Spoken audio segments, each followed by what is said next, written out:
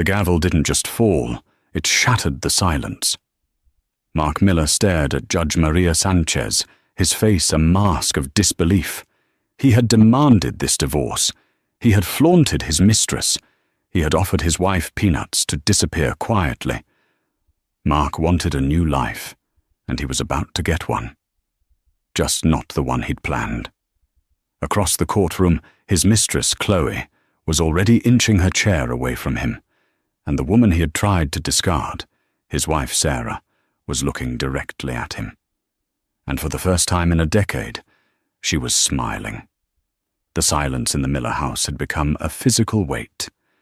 It was a 3-bedroom colonial on a tree-lined street in suburban Connecticut, the kind of house that was supposed to radiate warmth and family. Instead, it felt like a museum, and Sarah Miller was its lonely curator. Their 15-year marriage had calcified. Mark Miller, once the ambitious, charming man she'd fallen for, had become a man of polite, cutting absences.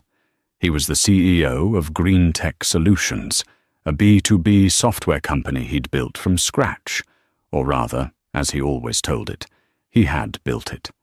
Sarah was just the supportive wife, the one who'd given up her promising graphic design career to manage the home front, the one who'd handled the endless networking dinners, remembering the names of partners' wives and children, the one who, in the early days, had balanced the books and designed the company's first logo when they couldn't afford a professional.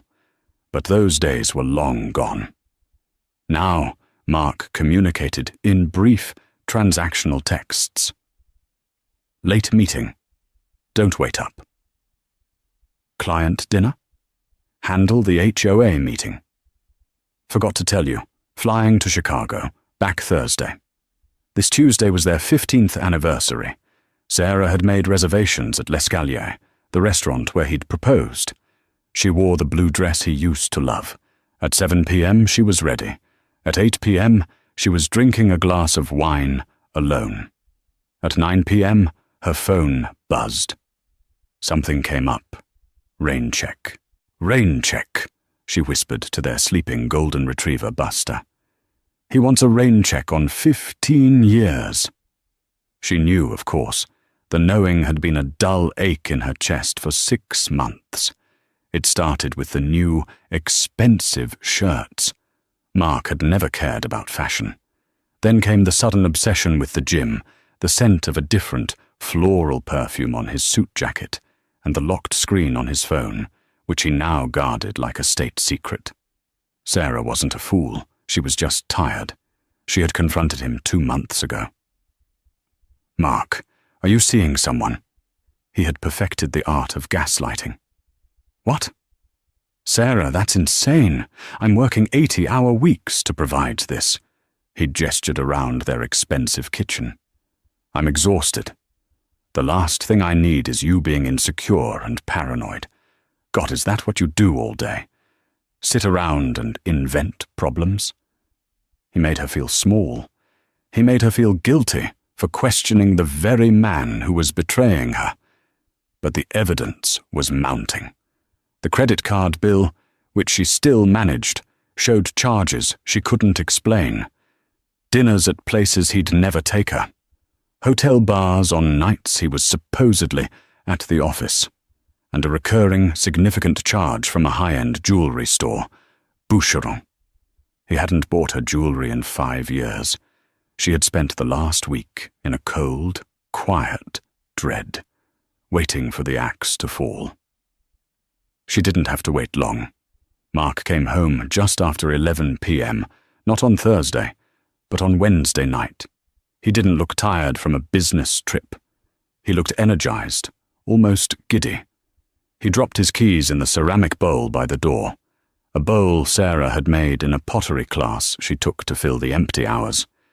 Sarah, he said, walking into the kitchen where she was wiping down the already spotless counter.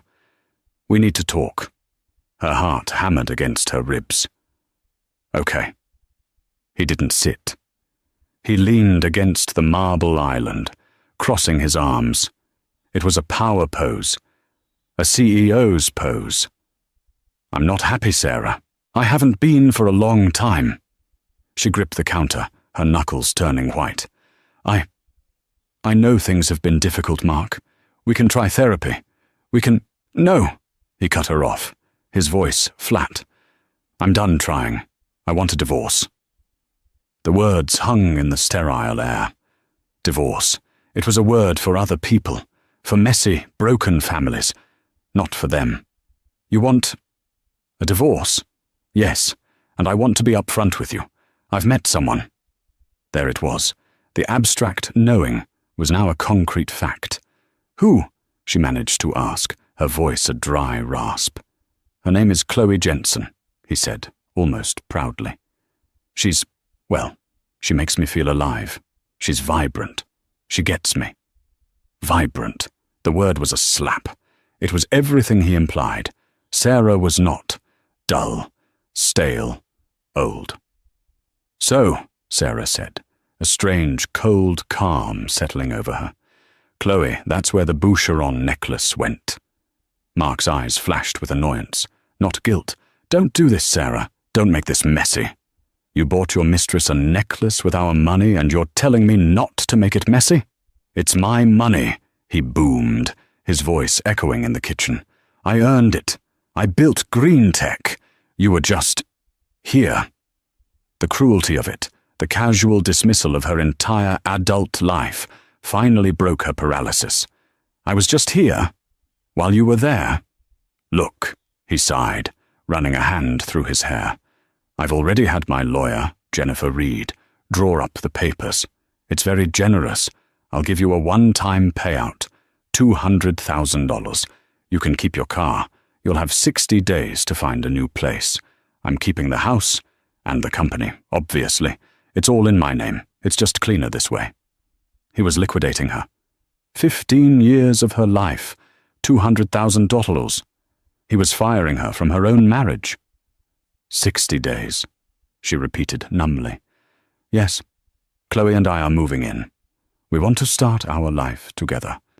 He actually smiled, a small, tight smile of relief. He had done the hard part. He had delivered the news. He turned and walked toward the stairs, toward their bedroom.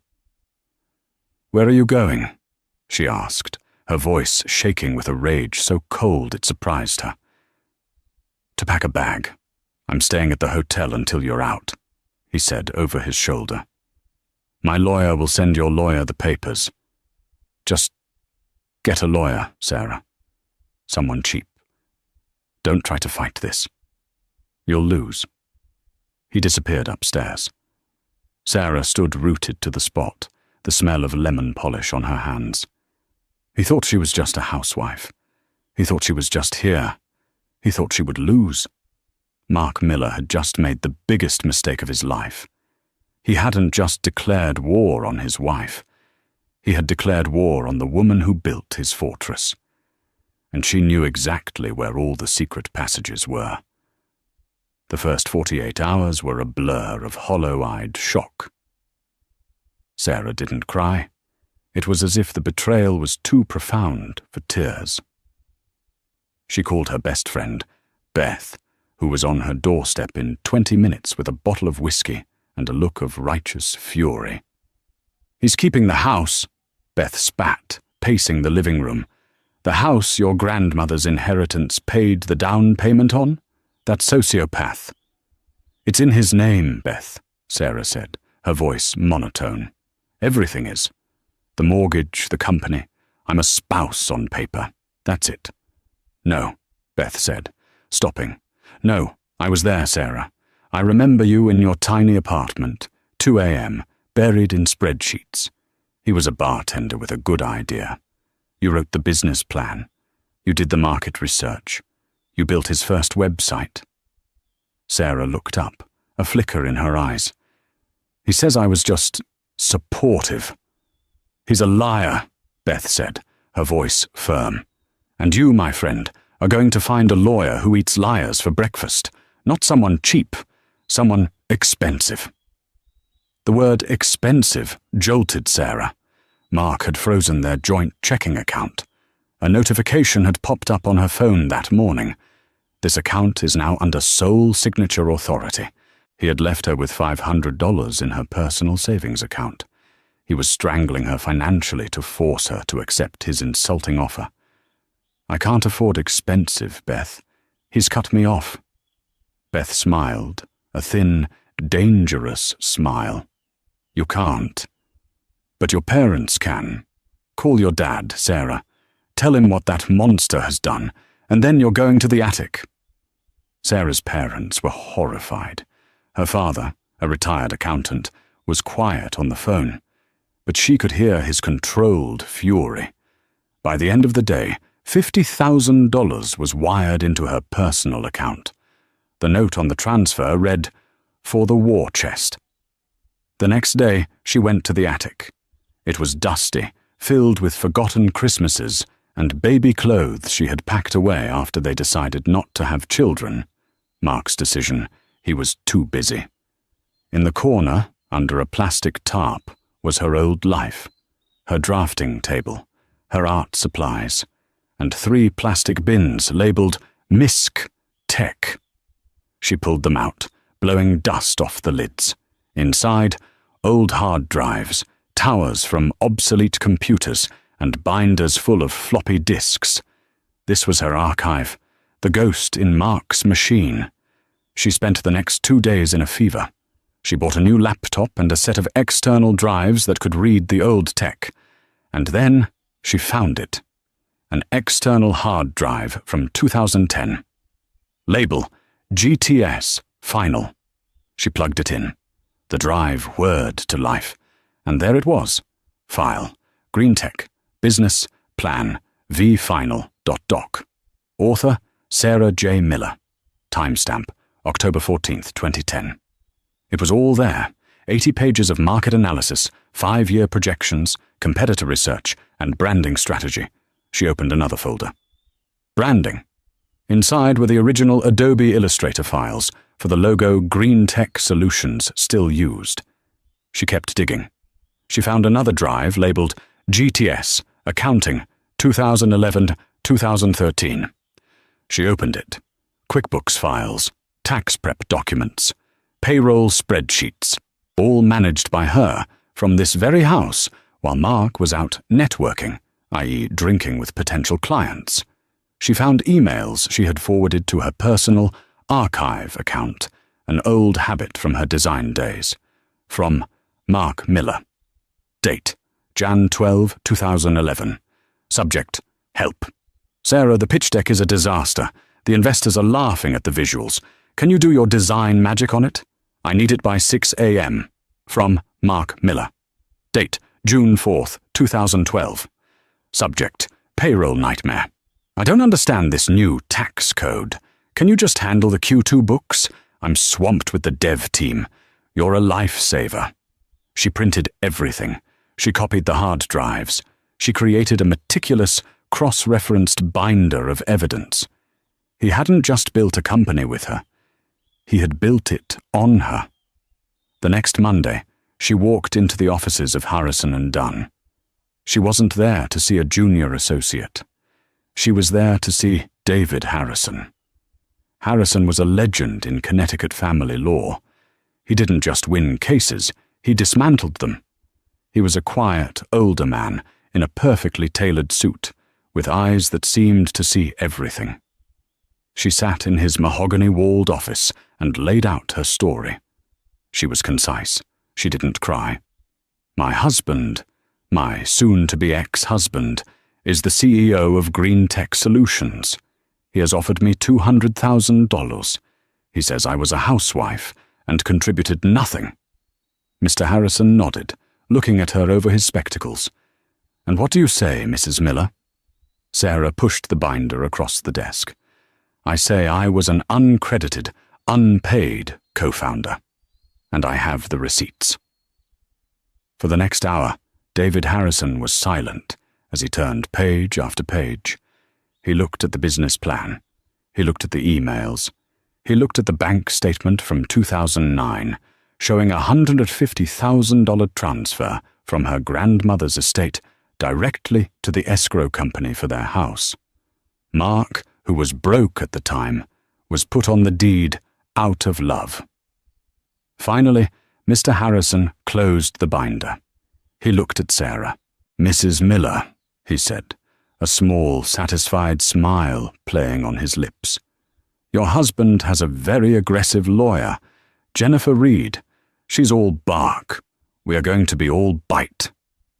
"What do we do?" Sarah asked. "Now we do two things. First, you're going to give me the login to that joint credit card account. My forensic team will find out who Chloe Jensen is and how much of your marital money he's been spending on her.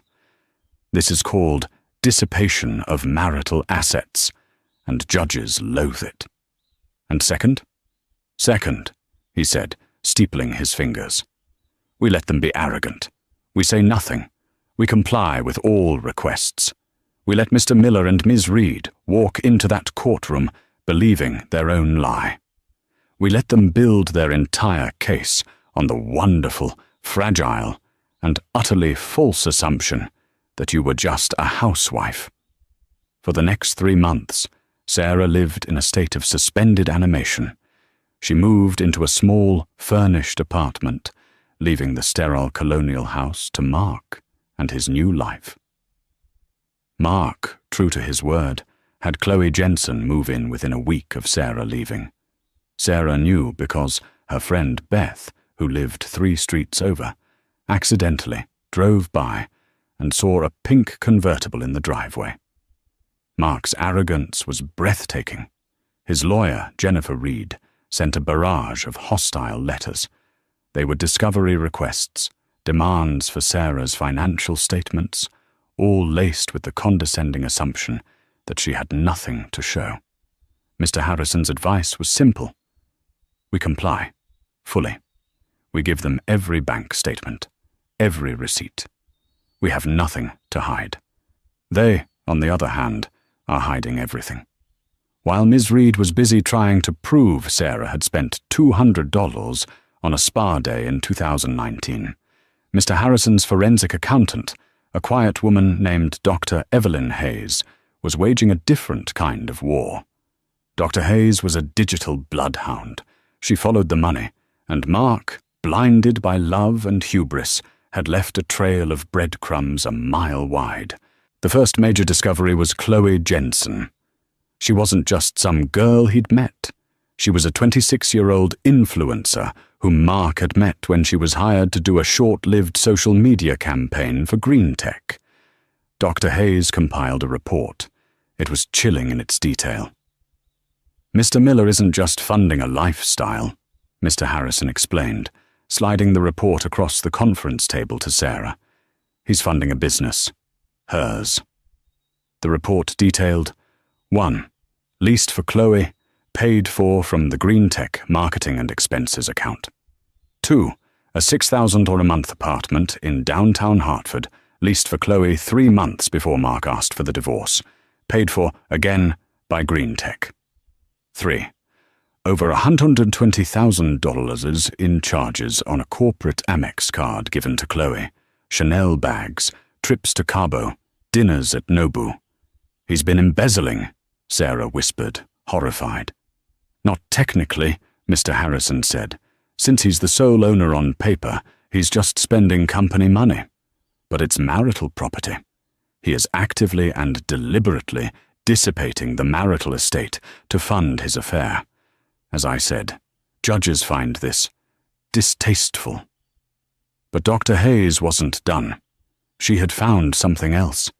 Something buried deep in the Green Tech servers, which Mark had foolishly failed to lock his housewife out of. Your husband's company is in trouble, Mrs. Miller, Harrison said, his tone serious. What? But he just landed the Patterson deal. He did, but he's been so distracted by Miss Jensen, that he's been making catastrophic business errors. He's been using company funds as his personal piggy bank. He's over-leveraged. He took out a massive line of credit against the company's assets to fund his expansion and his girlfriend. Dr. Hayes had found a series of panicked emails between Mark and Richard, his CFO. From Richard. Subject: urgent. Q3 cash flow. Mark: we can't sustain this level of consulting payouts to CJ Holdings. Chloe's Sham LLC. We are going to miss payroll if we don't land the next round of funding. From Mark. Subject: urgent. Handle it, Rich. That's what I pay you for. Don't question my expenses. Mark was a ship sinking, and he was drilling holes in the hull to impress a passenger. What does this mean for me? Sarah asked.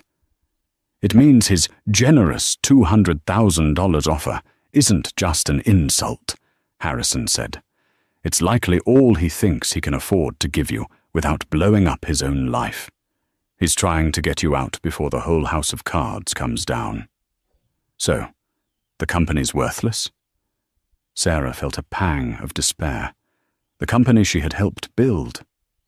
Not at all, Mr. Harrison smiled. It's mismanaged. Terribly. But the core technology, the code, the part you helped strategize, is incredibly valuable. It just needs a competent hand on the tiller. Someone who isn't spending its profits at Chanel. The strategy shifted. They weren't just going for alimony. They weren't just going for the house. We are going for the company, Mrs. Miller, Harrison said. It is as much yours as it is his. In fact, given your initial, documented contributions and his recent, documented destruction, one could argue it's more yours. The final piece of the puzzle was the house. Ms. Reed, on Mark's behalf, was adamant. The house was in Mark's name. It was his. Mr. Harrison sent a single document to her office. It was a certified bank statement from Sarah's deceased grandmother's estate, showing the wire transfer of $150,000 and a copy of the closing statement for the house, showing a $150,000 down payment. Miss Reed's office was silent for 3 days. The inevitable next step was a mandatory settlement conference. Mediation. It was the last chance to settle this before it went to a full, public trial. They'll be nervous now, Harrison warned Sarah as they rode the elevator up. Miss Reed knows she has a problem with the house. She'll try to bully you on the company. Stay calm. Say nothing. Let me talk. They walked into the sterile conference room. Mark was there, looking tanned and arrogant in a $3,000 suit. Beside him sat Jennifer Reed, a shark in a pinstripe skirt. And shockingly, sitting in the corner like she belonged there, was Chloe Jensen.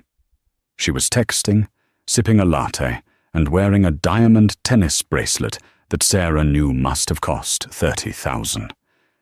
She was there as an intimidation tactic. See? I've already won. I'm the new Mrs. Miller. Mark wouldn't even look at Sarah. Mr. Harrison, Jennifer Reed began, her voice dripping with false congeniality. My client is prepared to be extremely generous to avoid the unpleasantness of a trial.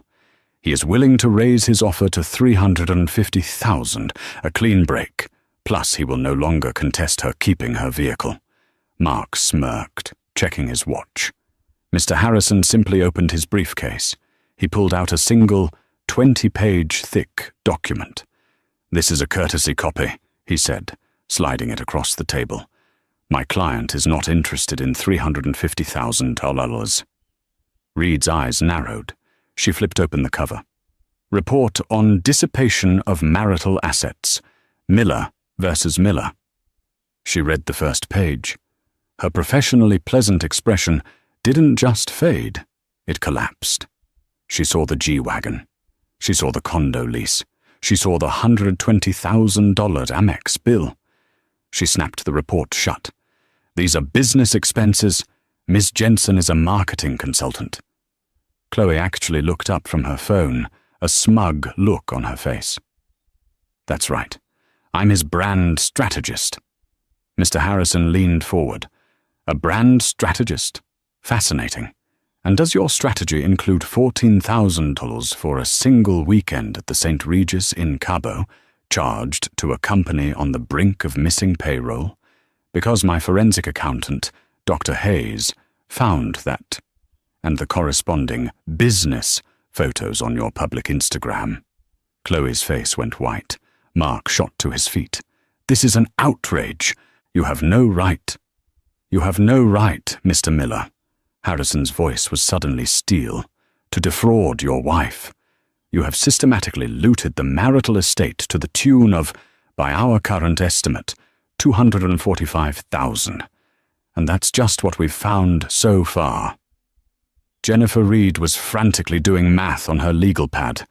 She looked at Mark, her eyes flashing fury. He had lied to her. What do you want? Reed snapped at. My client wants what she is owed, Harrison said calmly. She wants 100% ownership of the house, which her separate property paid for. She wants permanent, significant alimony. She wants her legal fees paid, and she wants 50% of Green Tech Solutions after Mr. Miller repays the $245,000 he stole from it. Mark laughed, a high, thin, terrified laugh. 50%. The company is me. She'll get nothing. We'll see you in court. I'll drag this out until she's broke. Mark, sit down, Reed hissed. No, I'm done. This is over. See you in court, Sarah. You'll regret this. He grabbed Chloe by the arm and stormed out of the room. Jennifer Reed slowly packed her briefcase. She looked at Harrison. You've made a terrible mistake. He'll bury her in appeals. No, Ms. Reed, Harrison said, standing up and buttoning his jacket. You made the mistake. You believed your client. You never for 1 second bothered to find out who my client is. He turned to Sarah. It's time. We're going to trial. The months leading up to the trial were a descent into legal trench warfare. Mark, furious and cornered, was true to his word. He filed motion after motion, trying to bleed Sarah dry. His new legal strategy, crafted by the now desperate Jennifer Reed, was to paint Sarah as a vindictive, gold-digging spouse. They subpoenaed her friend Beth. They tried to depose her elderly parents. They filed a motion to have Mr. Harrison's illegally obtained financial report on Chloe thrown out. The judge, a no-nonsense, 60-year-old woman named Maria Sanchez, denied it. It's a corporate card, counsel. There's no expectation of privacy. Motion denied. Sarah, meanwhile, was changing. The fog of her old life was lifting. With every new, desperate attack from Mark, she felt her spine harden. She was no longer just the curator of a sad museum. She was preparing for a hostile takeover. She wasn't just relying on Mr. Harrison. She was working with him. She spent her days at the law library and her nights with Dr. Hayes, the forensic accountant. She wasn't just the wife. She was the lead strategist on her own case. He's moved more money, Sarah said one evening, pointing to a new bank statement. He's created a new shell LLC, MJM Holdings. He's trying to transfer the company's intellectual property, the source code, into it. He's trying to leave the original Green Tech a hollowed-out shell and start over. He's smarter than I thought, Harrison murmured. But he's not, Sarah said. He's using the same lawyer who filed his shell company for Chloe. The paperwork is identical. He's sloppy. And he backdated the transfer. But the IP address on the digital signature is from the St. Regis in Cabo, from his business trip with Chloe. Harrison looked at her, truly impressed. Mrs. Miller, you found the kill shot. He's committing fraud on his investors and on this court. The day of the trial finally arrived. The courtroom was small, panelled in dark wood. Sarah sat beside Mr. Harrison, her hands folded calmly in her lap. She wore a simple, dark blue suit. She looked like a professional. Mark, Ms. Reed, and their team of junior lawyers took up the other table. Mark looked stressed. His tan had faded, and he had dark circles under his eyes. Running a company? Managing a high-maintenance mistress and fighting a legal war on 3 fronts was taking its toll. In the back row, a public gallery, sat Chloe Jensen. She was in a bright pink dress, chewing gum and looking bored. She was there to be Mark's trophy, to show the court what he had won. Judge Sanchez entered, and the room snapped to attention. "Ms. Reed, you may begin," the judge said, her voice flat. Jennifer Reed's opening statement was exactly what they expected. She painted a picture of Mark Miller as a lone genius, a titan of industry who had single-handedly built a tech empire. And Sarah? Sarah Miller was his wife. She supported him, as any wife would. She enjoyed the fruits of his labor, the house, the cars, the vacations. But it was his labor. Now, after 15 years, as the marriage unfortunately breaks down, she sees a payday. She is attempting, through this court, to seize control of a company she knows nothing about. This is not a division of assets, Your Honor. It is corporate raiding, dressed as a divorce. It was a powerful narrative. Sarah felt the sting of it. Then Mr. Harrison stood up. He was calm, almost professorial. "Your Honor," he began, "we agree on one point. This is not a simple divorce. It is about a corporation, a partnership, one that began not in 2011, when Green Tech Solutions was incorporated, but in 2009, in a small apartment, with 2 people. My client, Sarah Miller, and the man she would later marry. Ms. Reed's narrative is compelling, but it is fiction. We will prove, with documented, time-stamped evidence, that Sarah Miller was not just supportive. She was foundational. She was the company's first strategist, its first designer, and its first financial controller. We will also prove that Mr. Miller, far from being a lone genius, has spent the last year systematically and illegally looting this marital partnership to fund an extravagant lifestyle with his mistress. This isn't a payday, Your Honor. It's a reckoning. The air in the courtroom crackled. Judge Sanchez looked at Harrison, then at Mark, her expression unreadable. "Call your first witness, Ms. Reed." I call Mark Miller to the stand. Mark Miller walked to the stand with a practiced, confident stride. He was in his element. He was a CEO. He knew how to sell, how to command a room. He smiled reassuringly at Judge Sanchez. Jennifer Reed led him through his story. It was the same one he'd been telling for years, the one he'd come to believe himself. "Mr. Miller, tell us about the founding of Green Tech Solutions." "Well," Mark began, "I had this idea back in 2010, a new way to handle B2B logistics.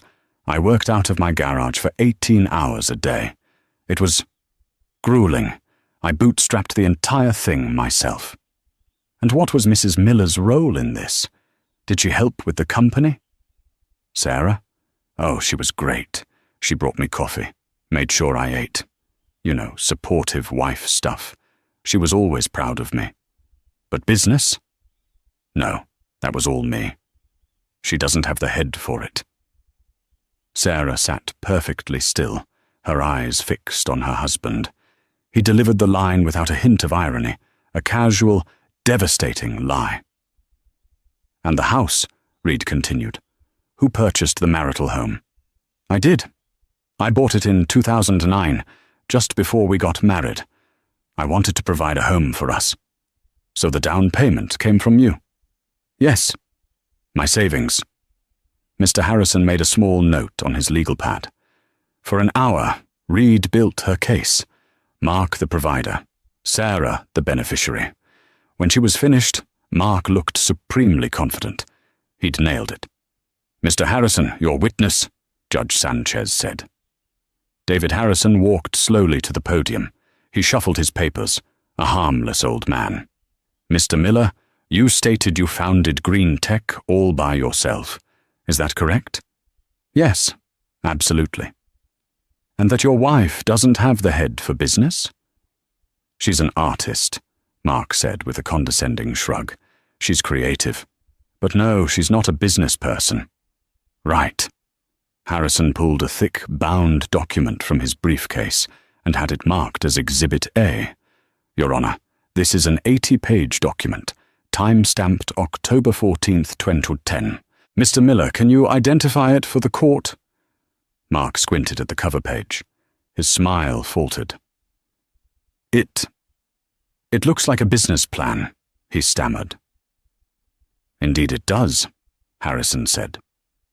It's the original business plan for Green Tech Solutions, the very one you used to secure your first round of angel funding. Can you please read the name listed under author? Mark's blood drained from his face. He was silent. Read it, Mr. Miller. Sarah J. Miller, he whispered. I'm sorry, I couldn't hear you.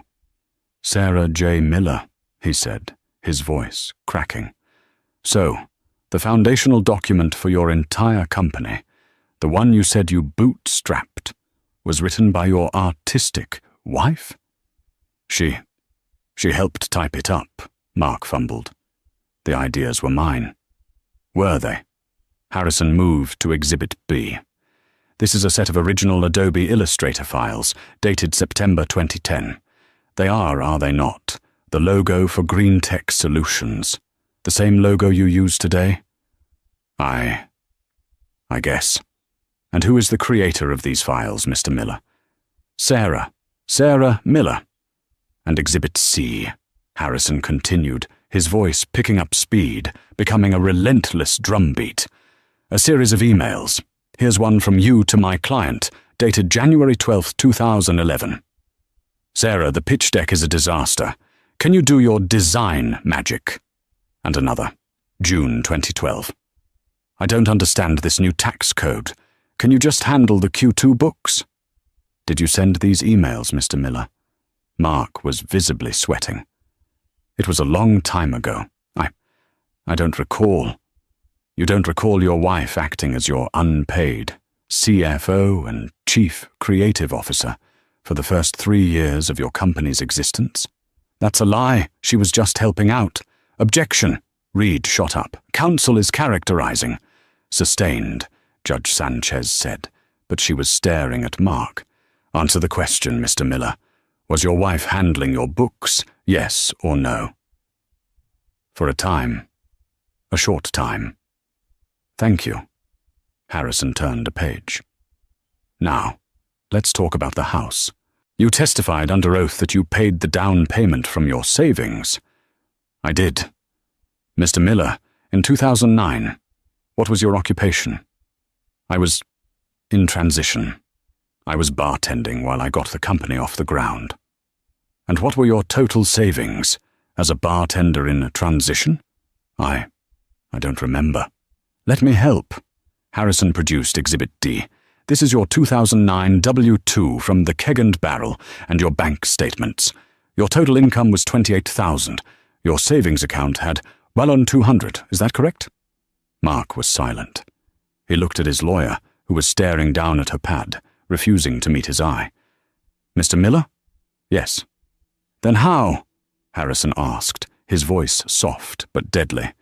Did you make $150,000 down payment on your house? Mark stared, trapped. Allow me, Harrison said, producing Exhibit E. This is a certified bank statement from the estate of one Martha Jensen, my client's grandmother. It shows a wire transfer for $150,000 directly to the title company for your home. Your name isn't on this account, is it, Mr. Miller? No. So, you lied to this court, under oath. Your wife didn't just not have a head for business. She was your business. And she didn't just live in your house. She bought it. Harrison turned to the judge. We are not done, Your Honor. Mr. Miller, Harrison continued, his voice sharp. Let's discuss Ms. Chloe Jensen. You called her a brand strategist?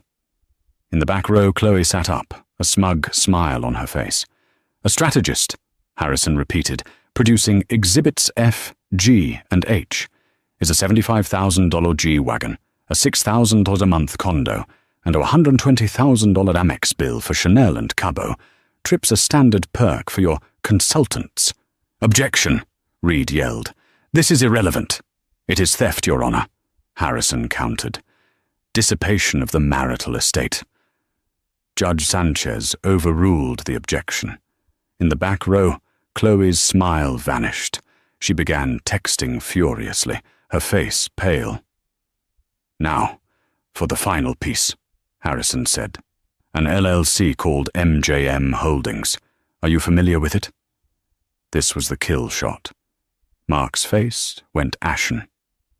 "A holding company," Harrison pressed, "created 3 months ago. An entity into which you attempted to transfer your company's proprietary source code for $1. Is that correct?" "That's strategic reorganization," Mark stammered. "Is it? Or was it fraud, an attempt to hide your most valuable asset from this court? A shell company, I might add, that you signed the papers for while on your business trip to Cabo with Miss Jensen?" Mark was speechless. He had no lies left. "You have perjured yourself, Mr. Miller. No further questions." Jennifer Reed, looking sick, whispered, "No redirect." "Mr. Miller, you may step down," the judge said. Mark stumbled from the witness box, a broken man. He looked desperately to the back row, but Chloe was already standing. She gathered her designer handbag and, without a single glance in his direction, walked quickly out of the courtroom. She was gone. The click of the courtroom door closing was the only sound, sealing his fate. The air in the courtroom was so thick with tension, it was difficult to breathe. Mark Miller sat shell-shocked, his eyes fixed on the empty space in the back row where Chloe had been. Her abandonment was a physical blow, a betrayal so swift and total it had left him reeling, unable even to process the legal catastrophe that had just unfolded. Judge Maria Sanchez looked down at the 2 legal teams. "Mr. Harrison has rested his case. Ms. Reed, do you have any rebuttal witnesses?" Jennifer Reed, who had been staring at her legal pad as if it held the answers to the universe, looked up, her face a mask of professional damage control. "No, Your Honor. The defense rests." "Very well," the judge said, her voice flat. "Then we will move to closing statements. Ms. Reed, you may begin." This was it. Jennifer Reed's last chance. She stood, buttoning her jacket, and walked to the center of the floor. She had to pivot. The facts were a disaster. Her only remaining play was emotion and fear. "Your Honor," she began, her voice resonating with forced sincerity, "what we have seen here today, what Mr. Harrison has so skillfully painted, is a marriage that has, undeniably, fallen apart. There has been acrimony. There have been errors in judgment on both sides."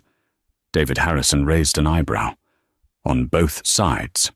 "But," Reed continued, her voice rising, "this court is not just dividing a house. It is deciding the fate of a multi-million-dollar corporation, Green Tech Solutions, which employs over 80 people in this state. Mr. Harrison would have you believe that because my client, Mark Miller, made personal mistakes, he is incompetent to run the company he built from the ground up." She gestured toward Mark, who was trying to look suitably humble and wronged. "He is Green Tech Solutions," she declared. "He is the engine. He is the rainmaker. He is the mind that has driven its success.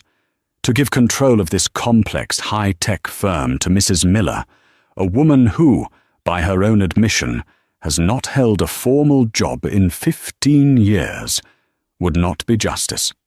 It would be a death sentence for the company. It would kill the golden goose. It would punish the employees, the shareholders, and yes, even Mrs. Miller herself. This is not justice. This is spite. We ask the court to see past the personal drama and rule for a clean break, one that preserves the asset at the heart of this matter." She had done her best, painting Sarah as a vindictive, unqualified housewife who would burn down the kingdom just to get the keys. Judge Sanchez nodded, her face unreadable. "Thank you, counsel." "Mr. Harrison." David Harrison stood. He didn't walk to the center. He remained at his podium, a pillar of calm.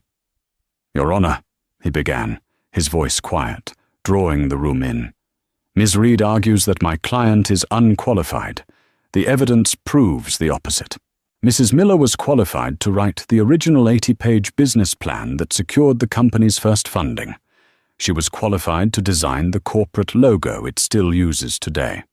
She was qualified to manage the company's books and payroll for its first 3 years, acting as its unpaid CFO.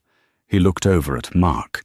The only person in this room who has proven, beyond a shadow of a doubt, to be unqualified is Mr. Miller. He has proven he is not qualified to manage his fidelity. He has proven he is not qualified to manage his finances, having dissipated nearly $250,000. And he has proven he is not qualified to be the steward of a major corporation, having committed active fraud and perjury in an attempt to hide its most valuable assets. He paused, letting the words hang. "Ms. Reed," he said, "is worried about killing the golden goose. We are worried about the fox who is already in the henhouse, eating the goose alive. Mr. Miller is not the engine, Your Honor. He has become the anchor, dragging this entire marital estate to the bottom of the ocean. This case is not about spite. It is about preservation. Preservation of an asset from the man who is actively trying to destroy it. We ask that this court restore the company to the partner who built it, not the one who pillaged it." He sat down. The silence that followed was absolute. Judge Sanchez looked at the clock. "I have heard the testimony. I have reviewed all 12 exhibits. This is a complex ruling with significant ramifications. The court will recess for 1 hour." She banged the gavel. "All rise." The moment the judge left the bench, the room exploded in frantic whispers. Mark Miller shot up and rounded on Jennifer Reed. "What was that? You let him call me a liar, a thief. Why didn't you stop him?" "Stop him!" Reed hissed, her professional veneer gone, her voice a low snarl of pure contempt as she slammed her files into her briefcase. "You are a liar, you idiot. You lied to me. You told me she was a housewife. You told me you bought the house with your savings, your $1,200 savings. You handed them the gun and they shot you between the eyes. Don't you dare blame me for this. You're lucky I didn't walk out." Mark recoiled, stunned. He looked desperately around the room, as if searching for an ally. He saw only the stern face of the bailiff. He was utterly, completely alone. Across the aisle, Sarah was breathing, deeply and slowly. "What happens now?" she whispered to Harrison. "Now, we wait," he said, patting her hand. "The evidence is ironclad, Sarah. A judge's ruling is never guaranteed, but Judge Sanchez is a fair woman, and she is not a fool. She saw exactly who was telling the truth."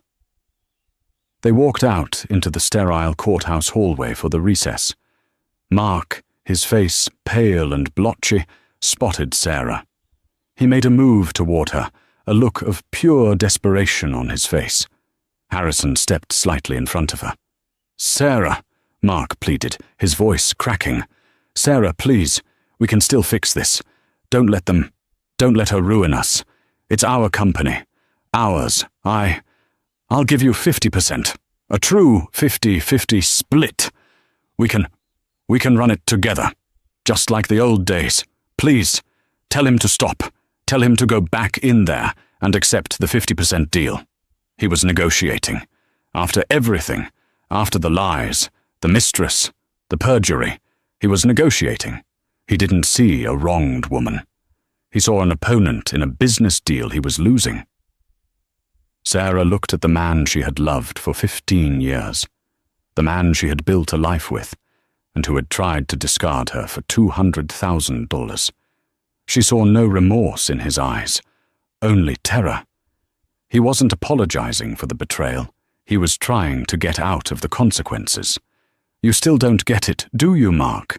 she said, her voice devoid of heat, devoid of everything but a profound, sad finality. "You ruined us. There's nothing left to fix. You weren't offering me 50% yesterday. You weren't even offering me 1%. You were offering me humiliation. The old days are gone. You burned them down."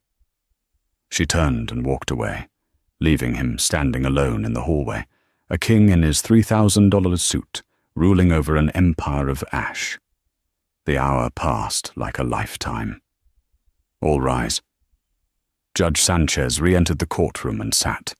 She opened the case file, put on her glasses, and looked over them, first at Mark, then at Sarah. "In my 20 years on the bench," she began, her voice resonating with cold authority, "I have seen contentious divorces. I have seen financial disputes. But rarely have I seen such a brazen, calculated, and frankly insulting attempt to defraud a partner and this court." She leveled her gaze at Mark. "Mr. Miller, your testimony was not just inconsistent. It was a comprehensive fabrication. You sat on that stand, under oath, and you lied. You lied about your company's founding. You lied about your home's purchase. You lied about your finances. You perjured yourself. This court does not take perjury lightly. Your counsel's argument that you are the engine of this company is noted. But the evidence shows you have become the saboteur." Mark had shrunk in his chair. Jennifer Reed was staring at the table, already disassociating from her client. "This court's duty is to find an equitable distribution." Equitable, Mr. Miller, does not mean equal. Not when one party has acted in such egregious bad faith. My ruling is as follows. The evidence is undisputed. Exhibit E, the bank transfer from Mrs. Miller's grandmother's estate, proves a $150,000 separate property contribution was used for the down payment. Mr. Miller's testimony that he paid this from his savings of $200 was, to put it mildly, laughable.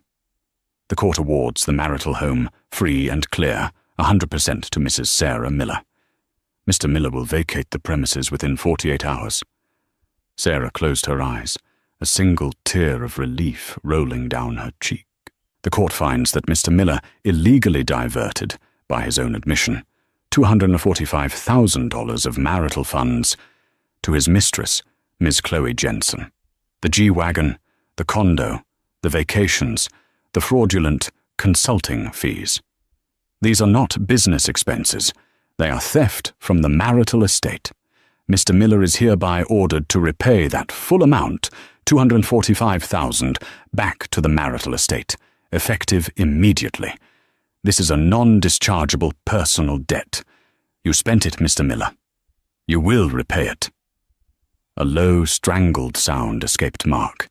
He didn't have that kind of cash. He'd spent it all. This is the heart of the dispute. Ms. Reed argues Mrs. Miller is unqualified.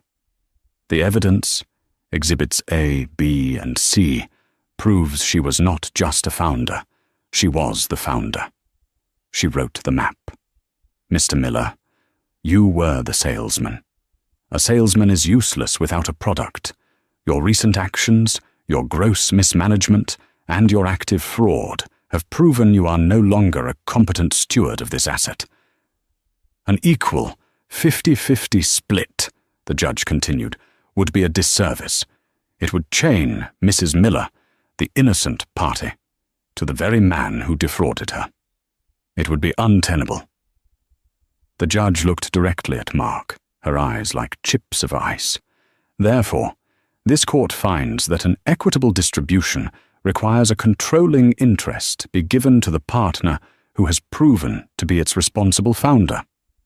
The court awards 65% of Green Tech Solutions to Mrs. Sarah Miller. The sound Mark made was a strangled, wet choke. He lunged forward as if to stand, and Jennifer Reed had to physically put a hand on his chest to hold him down.